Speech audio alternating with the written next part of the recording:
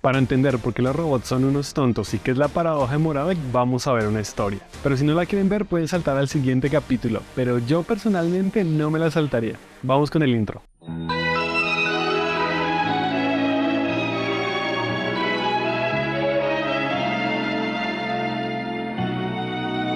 Mochilo. Hace tiempo vivía un robot que lo sabía todo. Durante años había sido entrenada su inteligencia artificial. Por eso conocía perfectamente nuestro lenguaje, historia, ciencia y filosofía. Un día que se encontraba en Latam, tenía que realizar un largo viaje en canoa para llegar a una población apartada. Porque así es Latam, no hay ninguna otra forma para llegar a poblaciones apartadas. «Hey parcero, yo te llevo», gritó un hombre. «Breves», dijo el robot. Así que se subieron a la canoa taxi. Durante el viaje el robot empezó de agrandado. «Ay, señor barquero, ¿usted sabe sobre la biología de los peces de este río? ¿Puede calcular cómo crecerá la población en determinado tiempo con un modelo matemático?» «No, weón, no sé», respondió el barquero. «Ah, pues qué mal, ha malgastado un cuarto de su vida por no conocer eso. Pero bueno, ¿qué tal sobre las plantas que crecen aquí? Sí sabe de eso, ¿no? Y de lo interesante de la serie Fibonacci, cómo se calcula y cómo está en diferentes configuraciones biológicas». «No, no sé tampoco». «No, parce, lo veo mal. Otro cuarto de vida perdido. Pero a ver, fijo, si conoce sobre ríos y mares.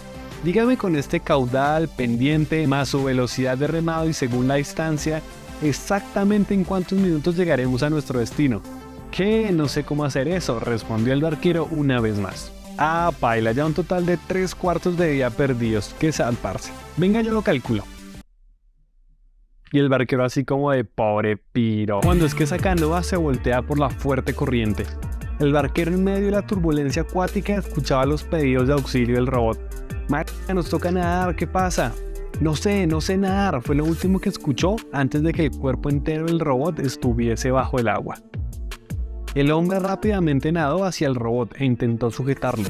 Lamentablemente era muy pesado y sus movimientos torpes bajo el agua no eran de utilidad. Cada vez se hundía más. En ese momento, tanto el barquero como el robot entendieron que deberían soltarse, pero sobre todo el robot comprendió que aunque el barquero no tenía conocimientos científicos sobre nada, no podía hacer complejos cálculos y había perdido 3/4 de su vida, seguía allí, flotando, conservando su existencia. Sin embargo, él, un perfecto robot, estaba perdiendo la totalidad de su vida, de su existencia, destinado a calcular cuánto tiempo tardaría en oxidarse hasta desaparecer.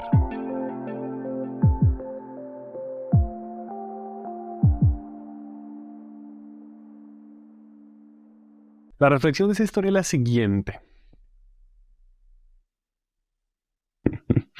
Bueno, ya en serio, tomemos los hechos. Por un lado, un humano ignorante con grandes capacidades motoras y por el otro, un robot con todo el conocimiento inimaginable, pero con capacidades motoras bastante eficientes.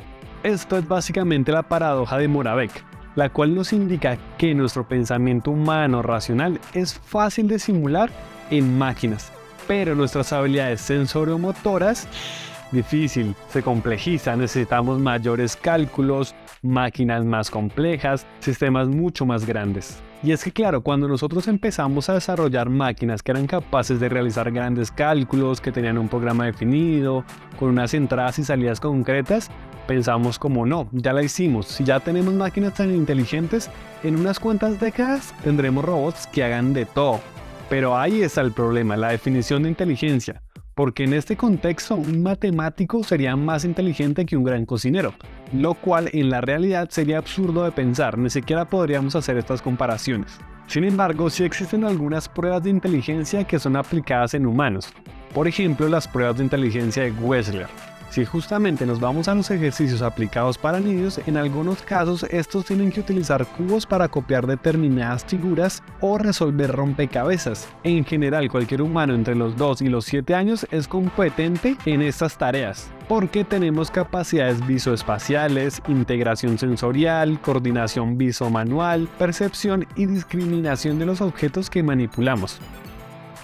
En la otra cara de la moneda, si ponemos al robot a hacer esta actividad, primero tenemos la opción del algoritmo básico, con unos estados definidos, unas reglas definidas. pero si movemos el cubo o lo cambiamos de orientación, seguramente el sistema fallará. Entonces, claro, decimos como, ok, pongamos una red neuronal, la entrenamos y de seguro así podrá realizar la tarea. Pero ¿a qué costo? Tuvimos que desplegar un montón de recursos a nivel de software y hardware para una simple tarea de acomodar cubos. O sea, si no tienes un buen procesador y cuentas con un brazo mecánico bastante flexible, no puedes resolver un simple rompecabezas. Pero ese niño que no sabe sumar porque estudia en Latinoamérica, perfectamente lo hace. Ustedes me dirán, pero es que ese niño tiene tremenda unidad de procesamiento en la cabeza, que es nuestro cerebro. Y estoy de acuerdo. Entonces démosle la vuelta a la historia y pongamos al niño a jugar ajedrez.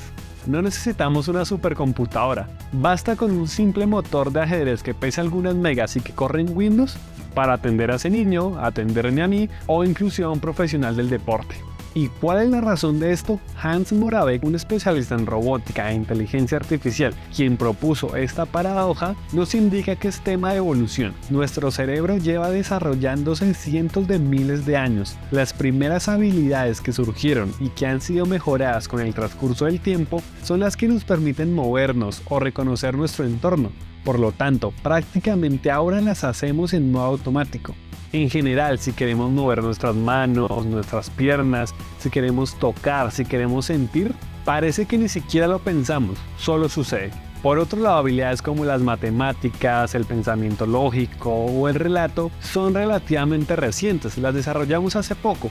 Por lo tanto, tenemos que esforzarnos, tenemos que concentrarnos para poder ejecutarlas. No podemos resolver ecuaciones muy complejas solo con verlas y tampoco nos salen grandes ideas del culo así nomás. Entonces, no es que los robots sean imbéciles. Lo que pasa es que nosotros somos prodigios en áreas perceptivas y motoras. Somos tan buenos que hacemos ver fácil lo difícil. Y aún así seguimos cayendo en este error. ¿Saben desde qué fecha nos llevan prometiendo autos autónomos? Como desde el 2014 y aún no se consigue. Porque claro, conducir un carro en el sentido estricto de prender, acelerar, frenar, girar es fácil. Son instrucciones específicas, cualquier computadora lo hace.